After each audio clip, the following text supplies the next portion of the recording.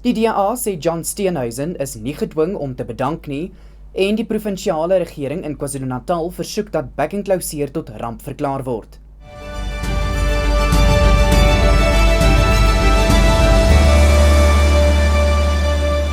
Goeiemiddag en welkom by die visuele nuusbulletin in Afrikaans op Pretoria FM. Ek is Walter Ernst. Die DA-LP en minister van Openbare Werke, Dean McPherson, het beweringe dat die party se leier John Steenhuisen uit die party se leierskapstryd verwyder is, verwerp. Steenhuisen het aangekondig dat hy nie weer as leier vir die party sal staan nie en eerder op sy ministeriële werk sal fokus. Hy sê Steenhuisen het die besluit uit sy eie wil geneem en het nie weens enige druk uit enige sektor opgetree nie. Die Appelhof in Bloemfontein het oud-president Jacob Zuma se herhaalde poging om die staatsaanklaer Billy Downer te laat verwyder met koste van die hand gewys. Zuma het aangevoer dat sy eie mislukte privaatvervolging teen Downer, wat vroeër as misbruik van die reg bestempel is, juis bewys dat Downer nie onpartydig sal wees nie.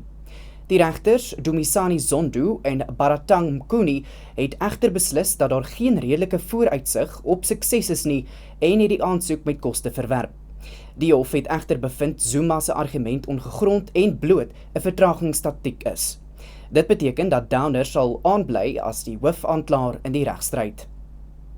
Die provinsiale regering in KwaZulu-Natal het 'n opdrag aan die provinsie se rampbestuursentrum gegee om op nasionale vlak aansoek te doen om Bekkenclauseer in die provinsie tot 'n ramp te verklaar. Die premier, Tammy Ntuli, sê dit sal die provinsiale regering in staat stel om van sy hulpbronne te herlei en meer doeltreffend aan te wend in die stryd teen die siekte. Volgens Ntuli het die veesiekte reeds op ekonomiese en maatskaplike vlak 'n vernietigende uitwerking op die provinsie gehad. Hy sê daar is 207 bevestigde gevalle waarvan 187 nog nie opgeklaar is nie. Volgens Ntuli sal die enstofveldtog in die volgende 2 weke ingestel word wanneer die eerste dosisse in die provinsie aankom. Die inwoners van Midrand het steeds nie water nie nadat die Johannesburg Metro deur nog 'n waterkrisis getref is.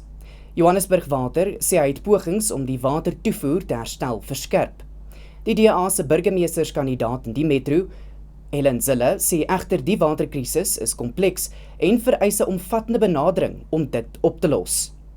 Daardie probleme gaan nie opgelos wees nie tensy die reservoirs by Hurst Hill reggemaak word. Daar is lekkasies in albei van hulle en daardie reservoirs kan nie meer gevul word nie en dus gaan die water nie meer tot die hoogliggende gebiede wat deur daardie reservoirs gediens was.